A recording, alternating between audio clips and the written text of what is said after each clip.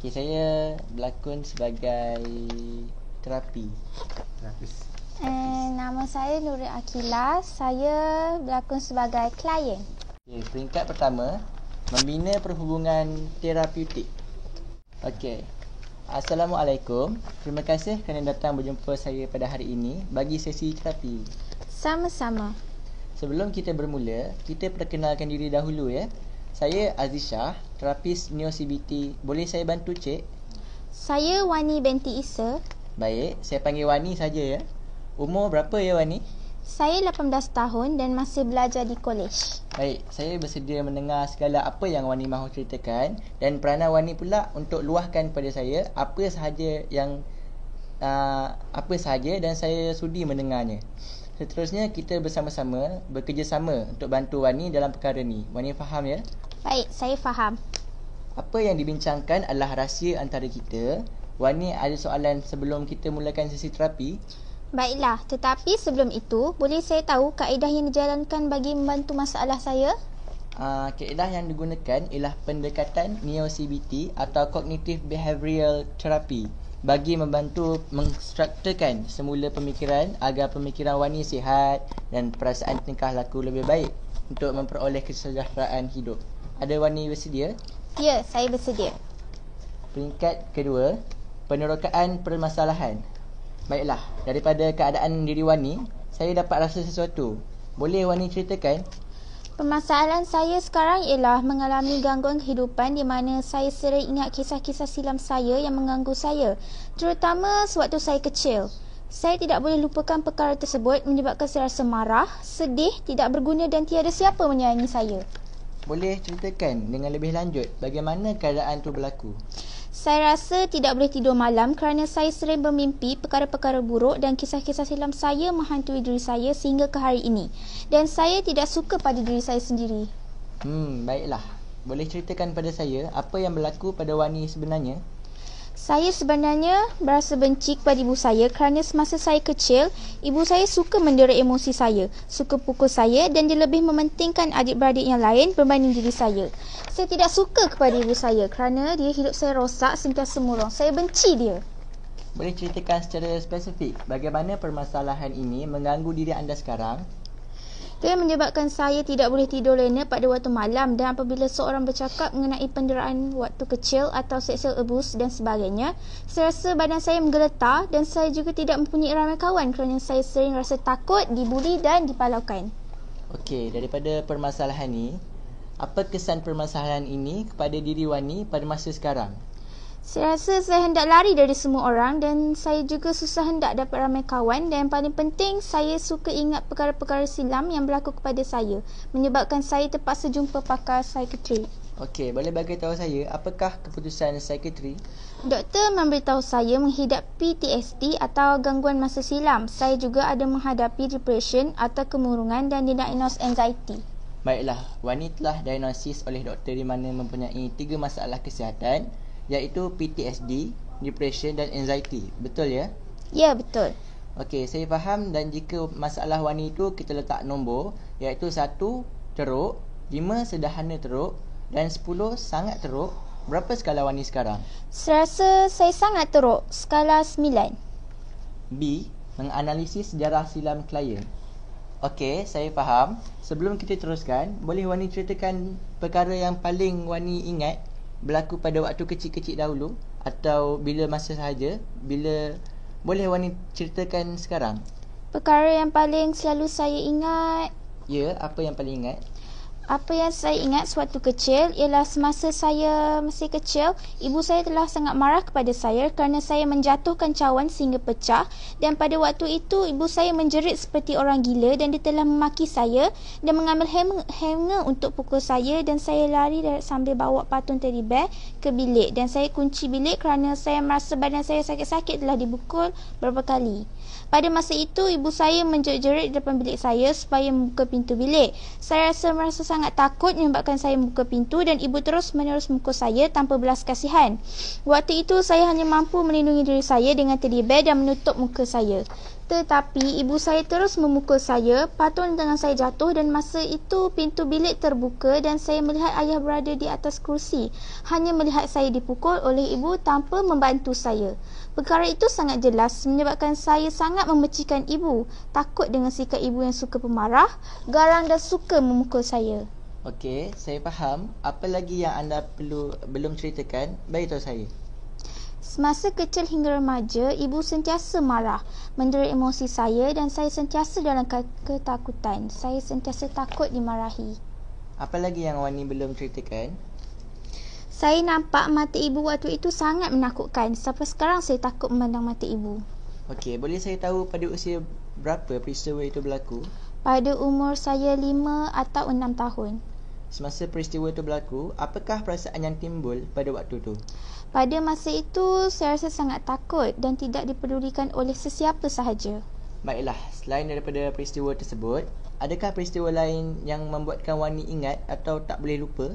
Saya juga pernah melihat ibu saya melemparkan adik saya ke atas tilam kerana adik saya sering menangis. Pada waktu itu, adik saya berumur lingkungan 1 tahun. Saya tidak suka kepada ibu dan keluarga saya yang pemarah dan tidak mempedulikan perasaan kami adik-beradik yang lain. Okey, selain daripada peristiwa itu, ada lagikah peristiwa yang Wani ingat ketika waktu kecil? Saya juga masih ingat selalu melihat bagaimana ibu dan ayah saya bergaduh dan perkara itu sangat menyakitkan.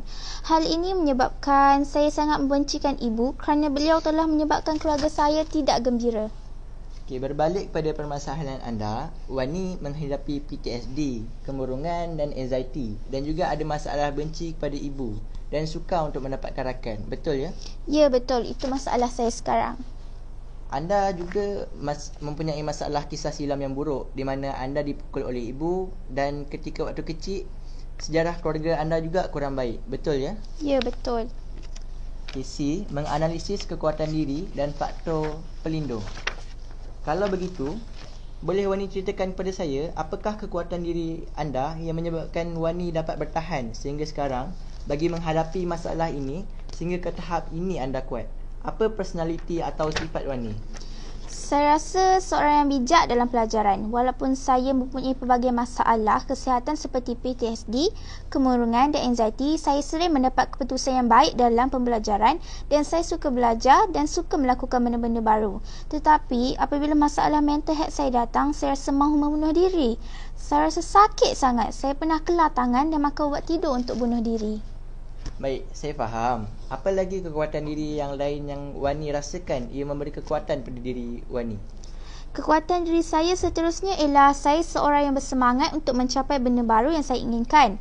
Contoh, saya ingin masuk ke universiti, saya ingin lulus temuduga dan saya juga berminat dalam keusahawanan di mana ia membuatkan saya seronok dan bersemangat menyebabkan saya dapat melupakan segala masalah kesihatan yang menghantui saya.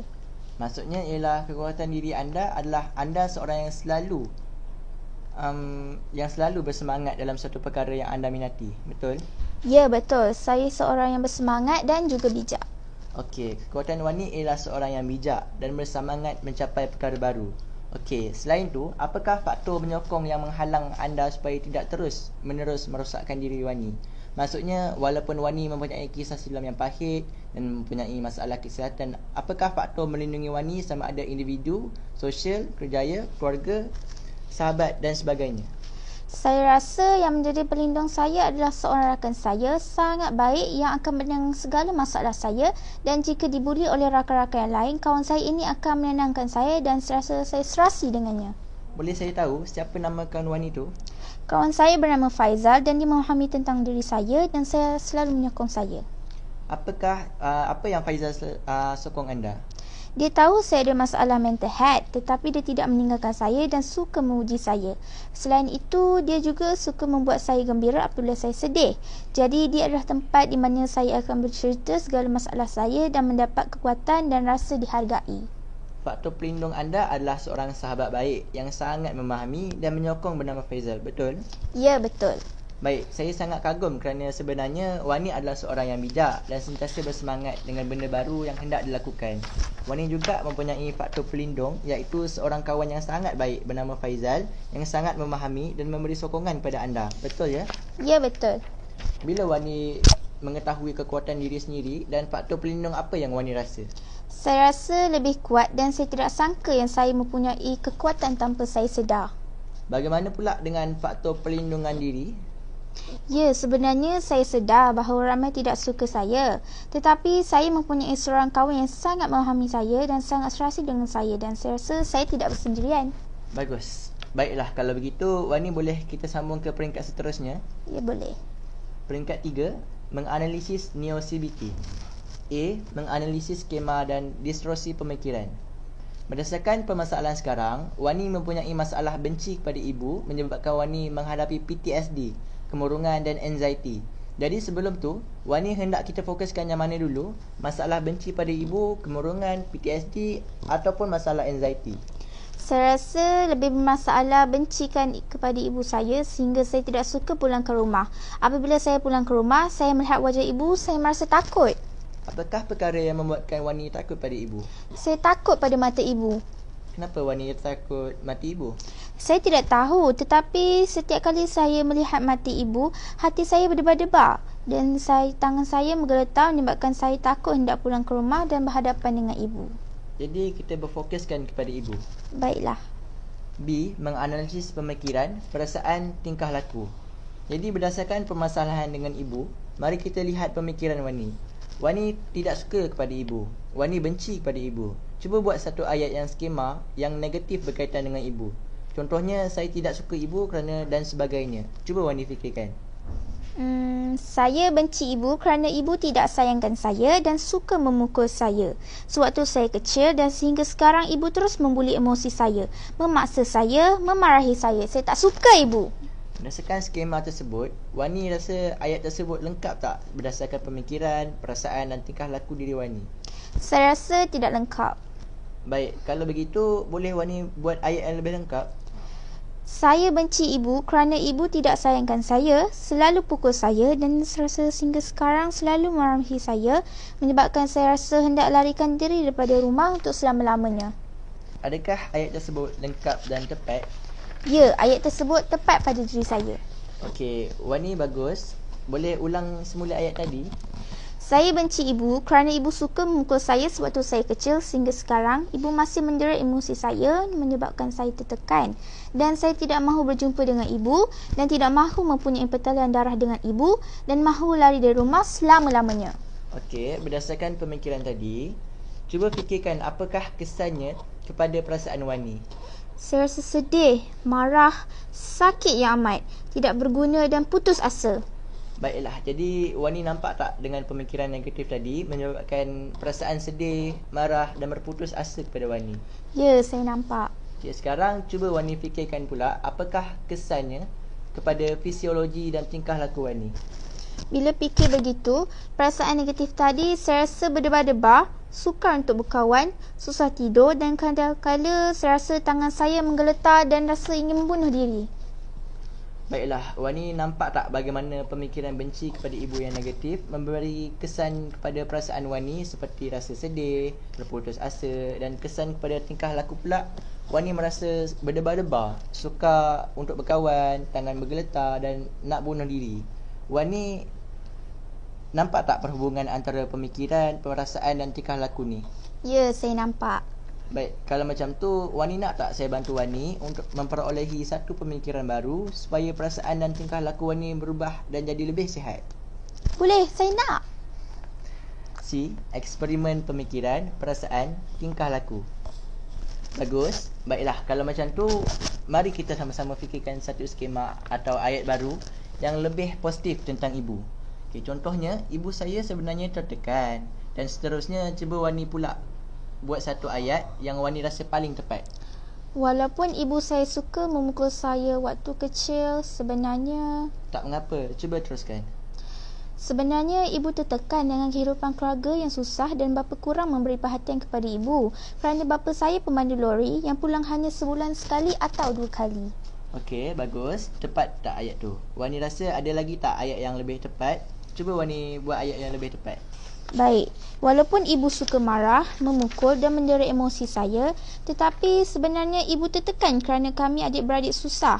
Ibu pula sering ditinggalkan. Ibu cuma melepaskan emosi kepada kami. Okey, tepat tak ayat tersebut? Wani ada ayat yang lagi tepat? Bagaimana dengan cara didikan ibu yang Wani rasa terbaik waktu tu? Walaupun ibu suka memukul saya sewaktu kecil dan mendera emosi saya sehingga sekarang, tetapi sebenarnya ibu baik dan ibu cuba mendidik kami dengan terbaik. Sebab itulah saya dapat masuk ke universiti.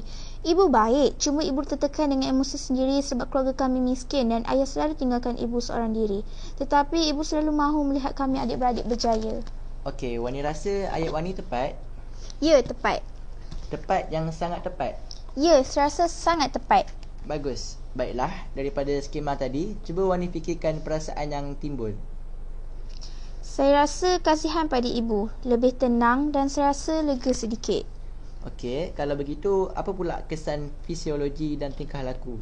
Saya rasa lebih rileks, ingin membalas jasa ibu dan hati saya lebih tenang dan saya rasa nak menangis kerana kasihan kepada ibu. Saya nak berjaya. Okey, bagus. Jadi, Wani nampak bagaimana perhubungan pemikiran pada perasaan dan tingkah laku. Jika kita ubah kepada pemikiran baru yang positif, ia memberikan kesan kepada perasaan dan kepada tingkah laku yang baik dan sihat. Wani nampak? Ya, saya nampak. Apakah lagi keadaan yang Wani nampak daripada situasi ini? Saya rasa lebih lega, tenang dan tiba-tiba saya rasa tangan saya berhenti bergetar. Okey, bagus lagi. Saya rasa pemikiran saya lebih lapang dan saya rasa hendak menangis. Okey, bagus. Ia merupakan kesan fisiologi hasil daripada penstrukturan kognitif yang memberi kesan positif kepada perasaan, urat saraf, sel-sel untuk memberi respon positif pada psikologi. Okey, jadi apakah lagi perasaan Wani? Saya rasa leher dan bahu saya dahulunya berat, tetapi saya rasa sekarang lebih ringan sedikit. Saya rasa lebih rileks. Okey, kalau skala masalah tadi, berapa berkurang? Skala 1 hingga 10. Saya rasa masalah saya dah berkurang kepada 5. Okey, bagus. Wani nampak tak? Nak tak pemikiran, perasaan, tingkah laku positif ni konsisten dan terus kekal dalam kehidupan Wani dalam situasi kehidupan? Nak, saya nak sangat. Peringkat 4, pelan rawatan, teknik dan tugas A dan B.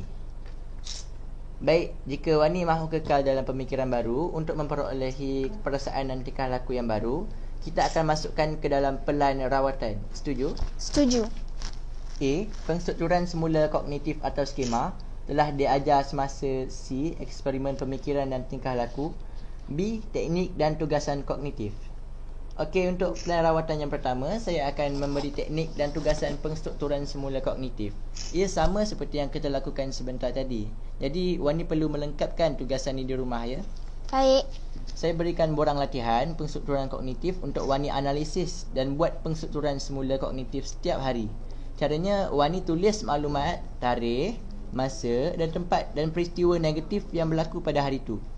Kemudian Wani tulis pemikiran, perasaan dan tingkah laku Wani. Contohnya, Wani tiba-tiba dimarahi oleh ibu, maka tulislah apa pemikiran negatif yang timbul dan apakah kesan kepada perasaan negatif dan apakah tingkah laku negatif Wani. Kemudian di ruangan pemikiran baru, Wani fikir dan tuliskan dalam borang ni seperti saya ajarkan tadi, apa perasaan baru yang lebih baik untuk merasionalkan Wani. Buat ayat paling tepat dan kemudian Wani akan rasakan dan tulis kesan perasaan yang baru dan kesan kepada tingkah laku yang baru. Faham ya? Ya, saya faham apa yang hendak dibuat dengan tugasan ini.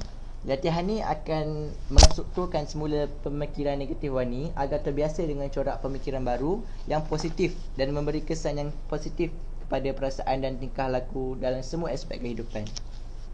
Baik, ia akan melatih saya berfikir positif kerana selama ini saya sering fikir negatif saja. Okey, Wani akan buat tugasan ni berapa kali sehari? Saya rasa saya buat 2 kali, iaitu pada waktu pagi dan petang. Okey, bagus. Kalau Wani sudah setuju buat 2 kali latihan, Wani perlu konsisten pagi dan petang. Tetapi sekiranya Wani rasa nak buat lebih pada waktu tertentu, dipersilakan. Baik, saya boleh melakukannya. Okey, bila lagi Wani akan berjumpa saya bagi sesi seterusnya? Saya rasa lagi sebulan, boleh? pada pendapat saya, permasalahan Wani ni perlu pemerhatian. Jadi saya cadangkan Wani datang berjumpa dengan saya setiap 2 minggu sekali bagi peringkat sekarang, boleh? Ya, saya faham dan saya akan buat. Okey, Wani akan berjumpa dengan saya lagi 2 minggu. Ia bermaksud satu hari 2 kali tugasan. Bermakna Wani akan membuat 14 kali aktiviti pengstrukturan kognitif untuk susun semula kognitif Wani agar lebih sihat dan nanti kita akan melihat kesan kepada pemikiran yang baru. Okey Wani, setuju? Baiklah. C. Teknik dan tugasan tingkah laku. Bagi teknik kedua pula, untuk kekal dalam pemikiran yang sihat, saya hendak mengajar Wani teknik pernafasan mendalam agar Wani mudah tenang. Boleh ya? Boleh. Boleh. Baik. Wani duduk dalam keadaan tegakkan badan, luruskan tangan dan letakkan di atas peha dan dalam keadaan selesa. Okey Wani, sila tarik nafas, lepaskan dan relax. Tarik nafas, lepaskan dan relax. Okey Wani, sila tutup mata. Wani tarik nafas sambil besarkan perut dengan udara dan nafas naik terus ke dada, ke leher, ke mulut, ke mata sehingga ke ubun-ubun dengan kiraan 7 detik. Baik, sekarang Wani perlu menahan nafas itu di perut dengan kiraan 21 detik dalam keadaan rileks dan tenang. Masa ni rasakan tekanan di bahagian perut, mata, telinga dan muka sehingga 21 detik dan kosongkan pemikiran. Seterusnya hembus nafas keluar perlahan-lahan sambil membayangkan semua emosi negatif keluar dari perut, kepala dan seluruh tubuh badan secara perlahan-lahan melalui mulut dan kiraan 14 detik. Okey, boleh relax dan tenang. Baik, sekarang kita ulang teknik pernafasan yang sama lagi 2 kali. Okey, Wani boleh buka mata perlahan-lahan bila bersedia. Okey, saya rasa lebih tenang. Saya rasa lebih tenang, relax dan tidak fikir banyak dalam pemikiran saya. Bagaimana pula dengan tangan dan dada Wani? Saya rasa okey. Cuba semasa menahan nafas tadi, saya rasa dada berdebar-debar dan badan saya terasa panas. Okey, tak mengapa kerana bahawa ia proses awal untuk menstabilkan diri Wani dan berlaku perubahan suhu kerana oksigen telah bertindak ke sel-sel dan urat saraf bagi memberi ketenangan dan berfikir dengan lebih baik. Okey Wani? Okey. Baik, bagi teknik pernafasan mendalam ni, Wani boleh buat berapa kali sehari? Saya rasa saya akan buat 2 kali juga, pagi dan malam. Okey, Wani bersetuju buat 2 kali sehari dan Wani boleh juga buat teknik ni bila masa diperlukan untuk lebih rileks dan tenang. Okey Wani? Saya tidak faham. Maksudnya di samping pagi dan petang, bagi teknik pernafasan mendalam, Wani perlu melakukan teknik ni bila Wani rasa resah, gelisah ataupun tak dapat mengawal diri. Wani perlu segera beri masa pada diri dan melakukan teknik pernafasan mendalam. Boleh? Baik, saya rasa saya boleh melakukannya. Okey, bagus. Wani akan melakukan 3 keadaan seperti dinyatakan sebentar tadi. Jadi, Wani perlu melakukan pernafasan mendalam ni supaya ia dapat menenangkan Wani. Okey, saya akan berikan teknik Neo CBT. Seterusnya, di mana Wani perlu lakukan di rumah juga. Wani bersedia ya? Teknik apa, Cik? Teknik Neo CBT. Yang ketiga ialah meditasi kesedaran. Meditasi kesedaran ialah Wani akan melatih pemikiran untuk berhenti berfikir benda yang berlebih-lebihan yang boleh mengganggu pemikiran, perasaan dan tingkah laku. Caranya ialah sama dengan teknik pernafasan, tapi Wani hanya perlu menutup mata, relax dan fokuskan kepada pernafasan naik turun. Jika Wani terfikir terfikir apa-apa, kembali kepada menghayati nafas. Boleh Wani? Boleh, tapi saya tak faham. Baik, saya akan ajar. Wani ikut apa yang saya bagi tahu Baik, duduk dalam keadaan relax dan tegakkan tulang belakang. Dan tangan diletak di atas peha sambil menutup mata. Wani hanya ikut arahan daripada saya dan hanya fokus kepada nafas secara relax. Okey, tenang. Kosongkan pemikiran Wani. Tarik nafas dengan relax. Lepas. Tarik. Lepas. Rasa relax. Okey, Wani hanya fokuskan kepada udara nafas masuk melalui hidung, rongga dada dan merasa nafas itu keluar melalui dari dada terus ke hidung. Fokuskan kepada nafas turun dan naik. Nafas hanya nafas. Kosongkan pemikiran. Tak perlu memikirkan apa-apa. Hanya rasai nafas. Teruskan bernafas. Sekiranya pemikiran cuba menarik Wani untuk berfikir, terus buang pemikiran tu dan abaikan dan jangan layan. kembali fokus kepada pernafasan, ia akan menyebabkan Wani lupa perkara tu. Hanya nafas dan rasai fikiran kosong dan ketenangan dan hanya nafas. Jika tiba-tiba terlintas apa-apa dalam pemikiran, jangan beri perhatian. Lupakan dengan cara fokus kepada pernafasan dan rasai nikmat pernafasan. Baik Wani, teruskan meditasi dengan masa sendiri selama 4 minit. Relax dan tenang. Rasai ketenangan dan hanya fikirkan nafas. Tarik nafas dan lepaskan perlahan-lahan. Okey, sekiranya Wani bersedia, sila buka mata secara perlahan-lahan. Okey, Wani, apakah yang Wani rasa? Okey. Saya rasa sangat tenang dan saya tidak memikir apa-apa dan rasa sangat rileks dan tidak pernah saya rasakan sebelum ni. Okey, bagus. Dapat ketenangan kerana Wani tak berfikir apa-apa yang lain, iaitu Wani mendiamkan pemikiran dengan cara memberi tugas kepada pemikiran untuk menghayati nafas sahaja.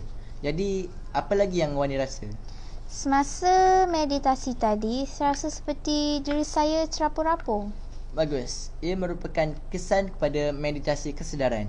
Jadi, Wani tidak perlu takut kerana ia hanya pemikiran dan biarkan ia berlaku secara natural dan Wani tetap ada di sini.